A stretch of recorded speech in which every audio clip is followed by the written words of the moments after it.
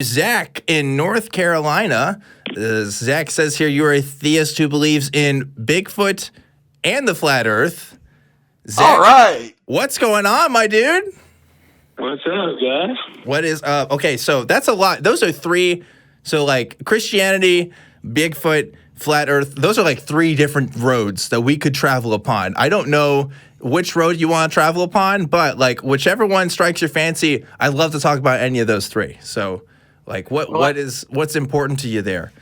I can tell you Theism, that theism's most important. Okay, but that's the hardest, so we should probably tackle that one last. All right. Look, I'll be honest. We talked about flat Earth like a week or two ago. That was really fun. But Bigfoot, it's been a while. I want to talk about Bigfoot. Like, hey, that's great. That's the easiest one. So that's the easiest one. All right, Zach, tell me about Bigfoot, man. What makes your belief in Bigfoot like sincere? What drives that? Well, let me just frame it this way to start off. Is we grow up in a culture where there's the Tooth Fairy and there's Easter Bunny, Santa Claus, yada yada yada, Loch Ness Monster, and you got the tabloids that like poke fun at stuff like that, and they'll group Bigfoot right in with it. But if you framed it as like the North American great ape, it would not seem unrealistic to believe in at all. It would seem like a normal animal, which is pretty much what it is. The Native Americans talked about it. There's photographic evidence. There's video evidence. There's trail cam photos. There's DNA where they tried to test it. They couldn't find any known animal match. There's footprints. There's footprints with dermal ridges. And there's scar tissue in the dermal ridges. So it's kind of like an open and shut case once you really get down to the real evidence. But on the surface, it just seems so silly because of pop culture. Okay, yeah. So I will agree with you on that. Like framing is definitely important. Framing is how we interpret, our worldviews and stuff, right? And the framing around Bigfoot has definitely been, in the same category as, like you said, these other topics that we talk about, Loch Ness Monster, stuff like that. So yeah, I will definitely give you that. And I think if you had presented me the same kinds of evidences that you're talking about, dermal ridges, photographic evidence, video evidence, I probably would agree with you that Bigfoot was definitely a thing. I haven't personally seen that myself, but what's up, Zach? Yeah, if I had like a 3-hour PowerPoint, you'd probably sure. At the end of it. And there's only so much. I don't have the news for you right now, obviously. There's only so much you can do on a call-in show, and I get that. There's limitations to that, but like, so we did talk about. So you framed it as like the North American great ape. I'm a fan of anthropology. I would say I took. When I had the option, I had to redo my sciences when I transferred schools. I took anthropology again. I loved it so much. I really liked physical anthropology. And my understanding was that there were no great apes in North America, that the New World kind of lineage of, monkeys were just that, monkeys. There weren't actually any apes, and we don't have any other origins besides us, obviously, in North America as apes. Is that true, or are you saying that this is kind of just a split of some other kind of ape? As far as like the anthropology and like the bones, and you're saying like why aren't there like it's like not a known fact there's a North American great ape, basically? Is that the question? Yeah, exactly. Yeah. Well, yeah, I jumped.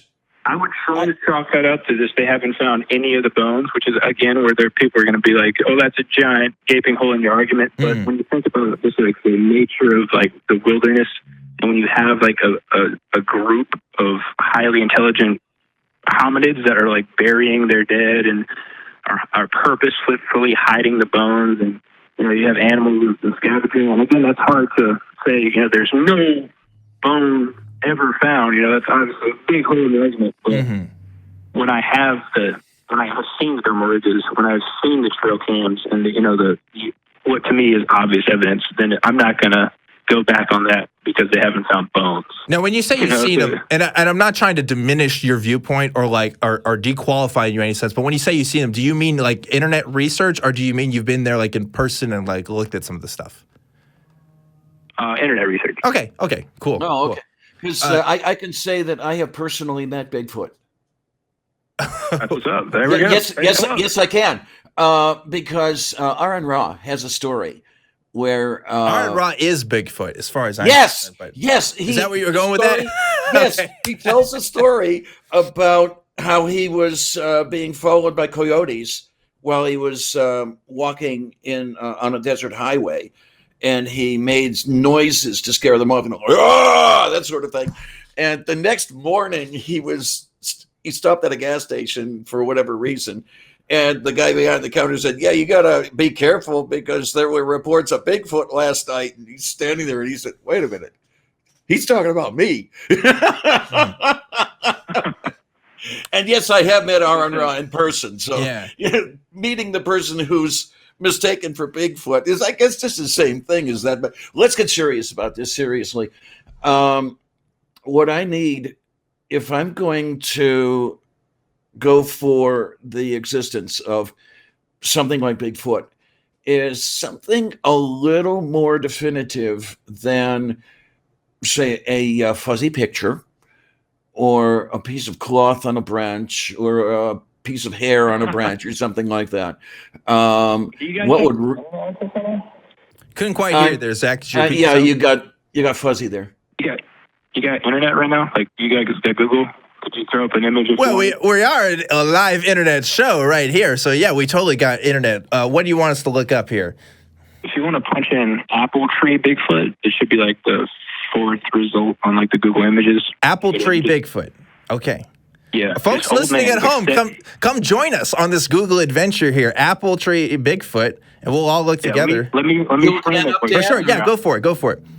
This like 60-year-old man, he says there's like apples that have been eaten off of the tree. They're all from like 6 foot up to like 9 feet. The apples on the segment of the tree. He puts out his trail cam. First image he gets is a coyote fleeing the scene. The second one he gets is literally a mother Sasquatch and her son on the photo. Looks awesome. But it takes a while to see it because again, there's basically after it hits you and like you don't understand what you're looking at. It's one of my favorite photos. So it's a trail cam vid. So it's still images, right? It's not a full video, or yes, it's just images. Yeah. Okay. Cool. Well, see, are you speaking of this article that was in the New York Daily News, dateline 25 November 2012? I'm not sure. I'm not on the right now, but the headline reads, "What are the odds? Sasquatch researcher says Bigfoot ravaged apple orchard in his backyard," and he has video to prove it. That looks like the same one from the first Google image search here that I'm doing as well. Yeah. So Sasquatch sighting, and this is in New England, I guess.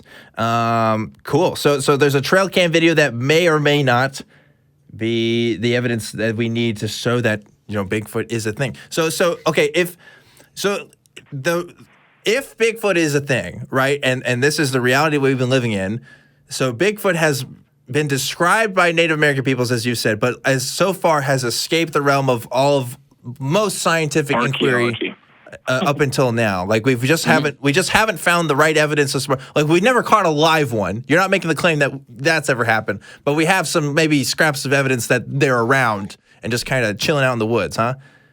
That's correct. Okay. Interesting, Zach. Like, man, so like what is it? So you gave a lot of lines of evidence there that support your initial belief. I would say, you know, I would have to look at some of these, claim or the claims of evidence, right, and see if that would convince me that this is something. But I don't know. Like I've never personally seen, because you know I used to watch like History Channel and stuff. You know, History Channel has a lot of those documentaries and stuff on Bigfoot and stuff like that. It's like it always seems like that you can always explain away some of these things, like even if you don't have everything here.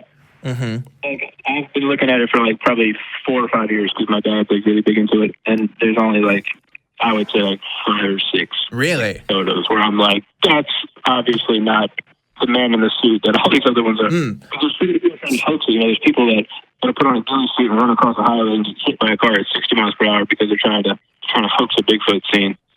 That just helps people say, yeah, it's all fake. It's all being. What do you think it would convince the public at large? Do you think there is enough evidence to make a convincing case, like at the moment, that should convince any reasonable person, or do you think there needs to be more evidence to convince kind of the public at large that this is like a real phenomenon? If I put together a presentation, like on a PowerPoint, and I included all the data, and I showed it to every member in America, I think it should convince most of America. But most people don't care. Most people think it's a joke, so they're not going to do it on their own. Man. The only thing that would actually convince America is if you like killed one and like did a dissection. Now that would be cool. No, I don't know if it would be absolutely necessary to dissect one. Really, Well, I mean, people are going to say it's fake. Even if you have a body thing, like, oh, that's the latest rubber suit. You know, I have to agree with Zach Good here. job. I think you would have to dissect one because you can even. I mean, there's fake body claims all the time with this kind of stuff too. CGI. Yeah, CGI. yeah. Oh, I think I say that's fake. So here's the thing, Zach. I care about your belief, and like if you actually took the time out of your day to make a PowerPoint, I will watch that sucker and I will talk about it here on Truth. Yes, so will I. I'd like to Absolutely. be in on it. 100%, dude. Conversation. If anybody I'd wants, rather send you guys like 10 links and call it a day. I'm jazzed up, man. I'm jazzed up. Anybody who wants to convince me that Bigfoot is real, like I'm your number one fan. Like let's do it. Like I want to talk about that kind of stuff for sure. But like what we could do, Zach. Like if you made something and maybe you send me some links, you know, I have a email address. We can maybe plan a time to look at it together. Maybe make an extended show kind of segment where we just look at this stuff that you want to bring out and like you know, because if we plan for it ahead of time, you know, so we're not. You know, we let out the, you know, make sure that we have time for our callers today and stuff. But like, if we plan that out, I'd be super down to do that. And maybe have a guest who's also watched the stuff and we could just, I don't know, just break it down, just have a conversation about it. Because I think that's cool, man. Like, I don't know. Like, Bigfoot's not that important. I'm more focused on the flat earth. Hold on, wait. No, Bigfoot's freaking important, man. I don't wait. Yeah. Why? I don't know why I'm taking your side here on this, but listen, like, if you have evidence that Bigfoot is real, like, I would be shouting on the rooftops, man. I would turn this into Bigfoot Wanted. Truth is Bigfoot. That'd be the name of the program right there. I tell the world. You just go down to YouTube for a week and you'll find pretty conclusive evidence. I don't know, man. It's real. That's another huge flaw. YouTube is a rabbit hole of fake stuff too, though. You know what I mean? Like that's true. I need a Bigfoot curator. I need a Bigfoot curator that can tell me what's the real stuff and what's the fake stuff, so that we can talk about, you know, whether the real stuff is the real stuff. You know what I'm saying? Yeah, and I see a very important question. I think you've seen it also. Inquisitive Quandary wondered, is there a metric version of Bigfoot? A metric version of Bigfoot? Yeah. What does that mean? Yeah, I'm a little lost there. Well, for example, it like would big be yard? about. Is that what you mean? Yeah, say about a big 300 centimeters. Okay. Something like For that, some reason, I thought you meant like there's like a British version of Bigfoot out there. Okay. Or something. Yeah, that's funny.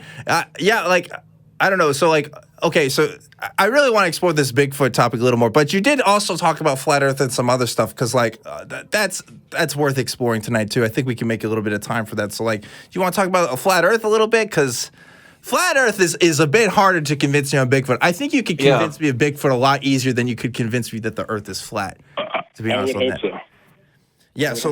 So are you? Because I posted this on Twitter the other day of a picture of a screenshot I found from Reddit of somebody saying that Hitler and the Nazis were trying to like part of their whole thing was covering up the flat Earth and stuff. I don't know. It was a whole thing. Like the Nazis actually that's everybody's thing. That's okay. So is that legit? Did the Nazis are they in on the flat Earth stuff? Oh, the Nazis? No. Yeah, the Nazis. I don't know about that. Okay, I don't know. What? Okay, I'm more concerned with the when people say, you know, all the space programs have to be in on it. That's a lot more valid than the Nazis are covering up the flat Earth. Okay, so the space programs are all in on it. They're all covering up the flat Earth. Maybe the Nazis too. We don't know yet. But the space programs definitely for sure. You're saying NASA and those guys just like all in on trying to cover up the flat Earth. Well, we That's not their need main to. goal, I don't think, but it's obviously, you know, you can't openly talk about, you know, the truth when you're on the International Space Station. I don't know if you saw the video. The astronaut admits he was he basically gave like a geographical location where he was in the United States.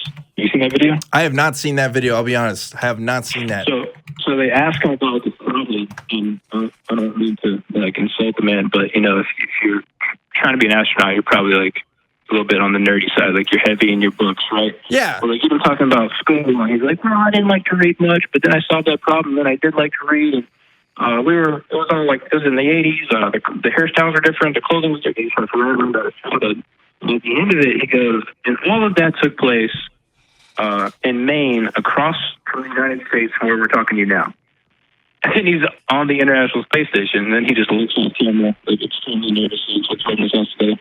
So it's just a small example of a lot of the shady stuff that goes on with NASA. So, Zach, you kind of cut out just a little bit there. It's getting a bit muffly, but you're saying that something about how he saw something in Maine or he made some sort of geographic point, and it wouldn't make sense on like a round Earth model. Is that kind of what you're saying? Well, they were on the ISS, right? So it's not on the Earth, correct? Okay, yeah. He was on the International Space Station. Okay. And he ends his story with, and all of that took place across the United States, across from Maine, from where we're talking to you now. Oh, so he was trying to talk about something that happened on the International Space Station, and then he mentioned that actually it all took place in Maine. No, he was just giving a story about his past. Okay. He was talking about like his school and everything. So and then he was saying that took place across the United States and Maine from where we're talking to you now. So he said he was on the West Coast, basically. He was saying he was on the West Coast. Okay, all right. I don't see how that supports. I'm not sure about this one. The thing with the flat Earth stuff is not to demean anything you're saying here, Zach, but what would convince me more than an anecdote from an astronaut per se would be like the actual, like, show me the ice wall, right? Like, is the ice wall out there on the Antarctic? Like, that's a great. Yeah, like that kind of stuff.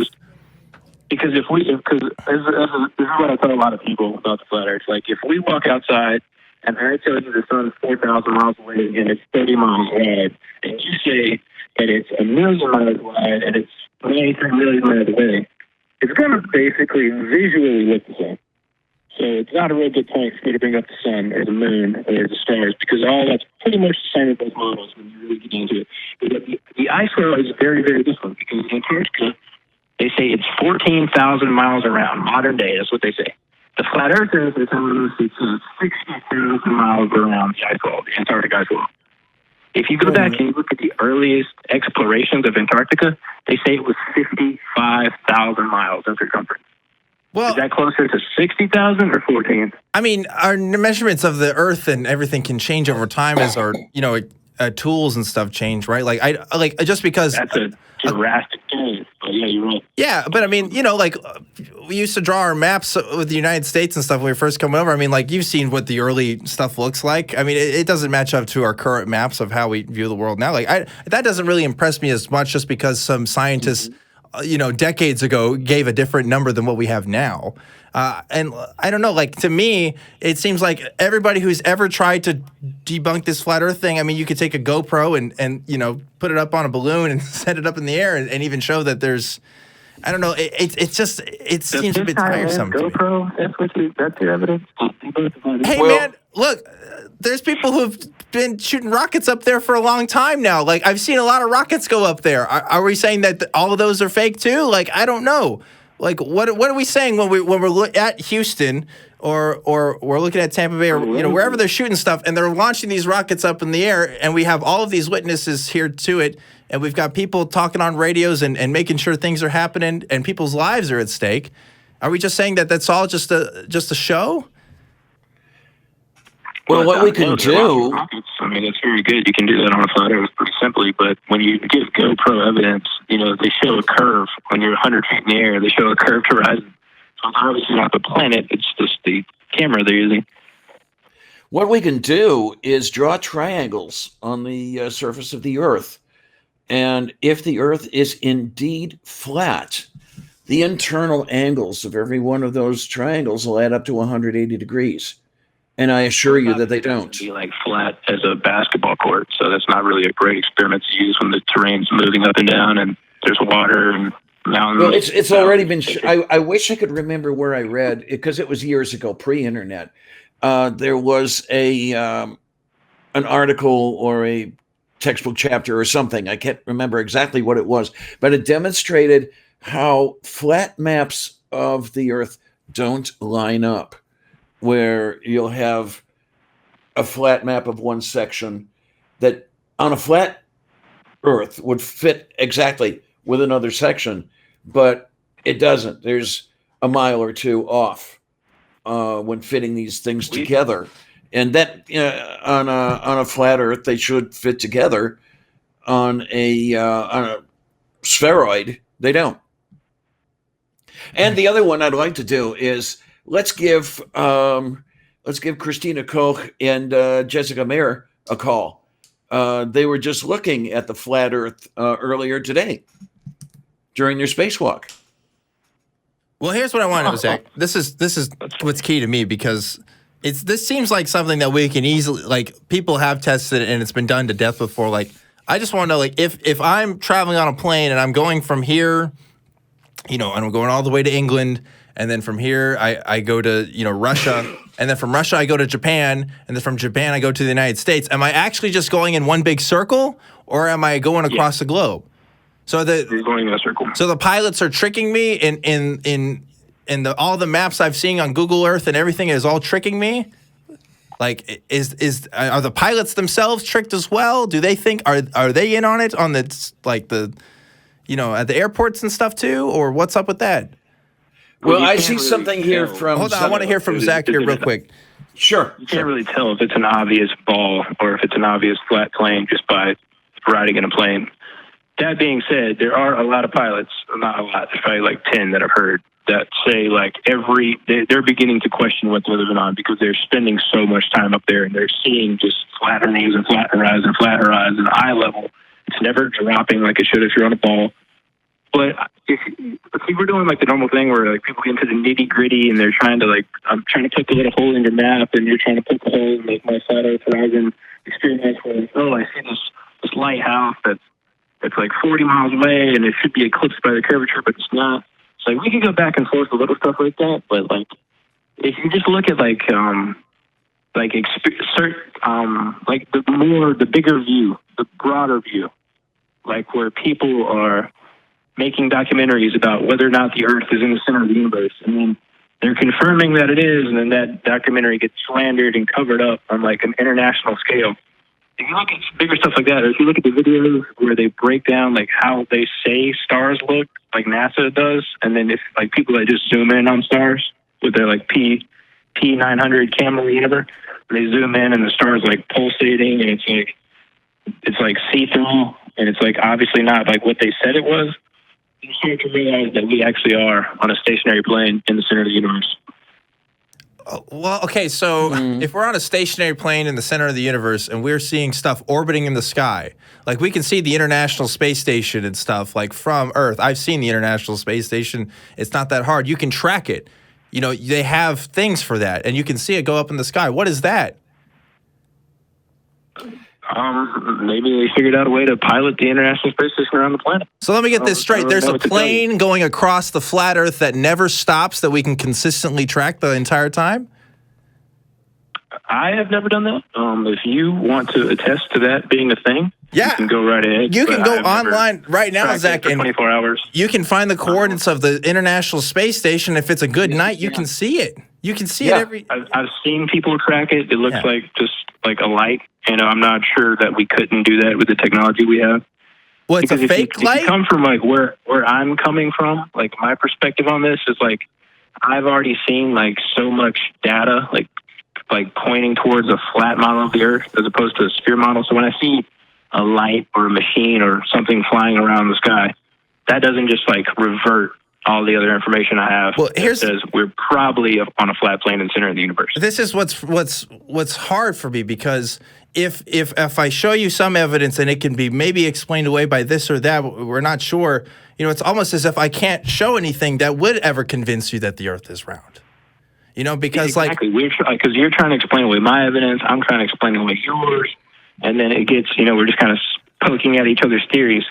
But what I'm trying to get you guys to see is like if you look into like I don't really want to go down this rabbit hole right now, but if you look into some of like the false flags that people have perpetrated, if you look at some of the videos that have dropped of like officials dancing around like stone owls that are 40 feet long and they're doing like satanic rituals, and you kind of understand like who runs the world and what their objectives are, then you can kind of start to understand like why they covered it up. Because like a lot of people, I don't think you guys have asked this question yet, but a lot of people will say like, why are we the only flat plane? That doesn't make any sense. And that's exactly what they're covering up, is because we are we're so special. And that's what they're trying to ignore, because every documentary you ever watch about like science, they're like, oh, we're in some meaningless part of the galaxy. We're over here. There's no God. You weren't food when you died. This. I don't know, our galaxy's not important. And it turns out we're in the center of the universe. Yeah, that's really I've got a. they're trying to shut down. Real quick, Diane, I'll let you speak, and then I do want to move on to our other callers who are absolutely. No, I have sure. just one question, Zach. What would convince you that the Earth was not flat? Is there something that would change your mind? Great question. If I saw the spherical Earth for myself and it didn't look CGI to death, I would probably believe. Okay, that might be a little difficult to pull off because I guess we would have to put you in orbit or beyond. But the closest I could come to something like that would be the television that came back from the Apollo missions. But that may or may not satisfy your curiosity as far as that one goes. Well, counter question. The Also, Apollo missions, you haven't seen them fake that shot? You haven't seen the funny thing happen on the way to the moon where they reveal how they fake that shot? That's a whole other thing, though, Zach. Real quick, though, I do want to ask, if your standard of evidence is you have to see the Earth itself, outside of any cameras or anything, like you have to be there, is it unreasonable for me to ask that in order for me to believe in Bigfoot, I have to see the Bigfoot body myself? Not at all. Good rejoinder. I couldn't quite hear you. Zach. Like was that a yes, or I couldn't quite hear you? Oh, I said not at all. I mean, not at all. Okay. That's your standard. Okay, cool. Especially with the age we moved into, because if I showed you everything I have in the '60s, I would expect you to believe me. But now that we have CGI and Photoshop, I would have no problem with you saying go kill one before I believe you. Cool. All right. I just wanted to make sure. Can I close with this quote? Let's close with a quote, Zach. And again, if you want to make a Bigfoot PowerPoint, I will watch that shit. I'll do it. I understand you're a busy man. I'm sure you got other stuff to do, but I'll do it. And also, I would love to continue this conversation sometime as well. But yeah, go ahead and close with a quote, and then we'll go on to our next callers here. This is a quote from Bill Nye. If you learn anything from me, it's this. Remember this. The Earth is a closed system. We cannot leave the Earth. There's no place to go. That's what Bill Nye said. Huh. And that's I don't know why he said that, but to me, that represents the firmament, the ceiling to our world. There's a rocket hitting it supposedly on YouTube. Kind of seems weird to me. Don't really believe it. But I do think the firmament's up there. I think it's real. You can probably find some articles on it. It's pretty cool. We got to talk. Wait, oh man, firmament stuff's crazy because it's I don't know, like meteorites and stuff. I don't know how that works with the firmament. That's a whole other deal, though, because that's something I've been meaning to ask for a long time. Like rocks from space, right? I have a meteorite in my house right now. Where did that come from? Did that break through the firmament? No idea. No idea. It's just kind of here. Just what's under the flat Earth. No idea. We've seen meteorites. The is 8 miles. We've seen meteors fall from the sky to the ground, right?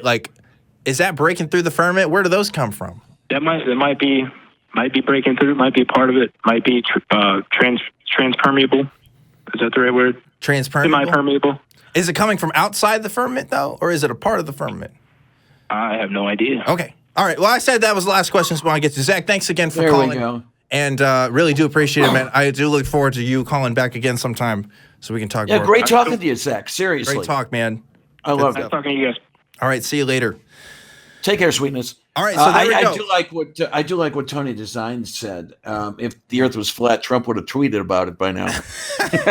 Well, so there's a lot of different beliefs though that we just talked about, and again, the limitations of a call-in show is, look, he's going to be pointing out specific things that we just can't have the time to look up for this kind of format, and that's a limitation to the format. So I'm not going to discredit any particular evidences that he's going to bring up because I haven't seen it for myself. I can't just say, oh, it's all fake, it's all bullshit, because I don't know the specifics of what he's talking about. So we can only talk in generals, right? I can only ask general kind of questions, and that's a limitation. But there are some stuff, again, like Bigfoot, you could convince me more of than the flat Earth, because I have way more questions about the flat Earth and the firmament than I would with the Bigfoot. At least Bigfoot, there's a tangible, there's a biology to it. You know what I mean? There's something that we could study and look at together, even though I don't, my, again, knowledge of anthropology doesn't really account for any other apes in North America besides, human beings. And I certainly don't know of any records of that. But, that seems more believable to me than just saying, yeah, every single space agency, a bunch of flight people, and are all dancing around stone owls, with an agenda to, cover up this thing that we've been saying is true for the past couple hundred years, that the Earth is round. So I don't know. I don't know what to make of that, It'd be hard to convince me of that for sure.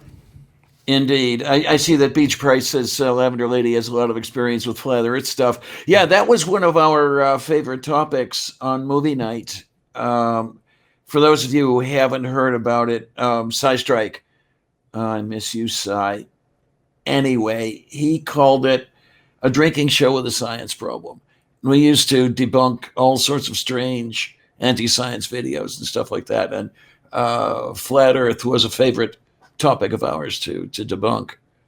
One thing I think we've talked about this for doing on Discords is actually watching some videos together and talking about them when we do those Discord hangouts and stuff. We might be Ooh, sounds like fun. Because I think that's a great extension of what I think this show is really about, which is being open to anything that comes on, discussing all kinds of beliefs, because I know that I don't want to diminish people and make them feel like they can't talk about what they honestly, genuinely believe because the world makes fun of it. You know, like he made a good point about Bigfoot. Yeah, people make fun of Bigfoot believers all the time. You know, I've cracked a joke here or two.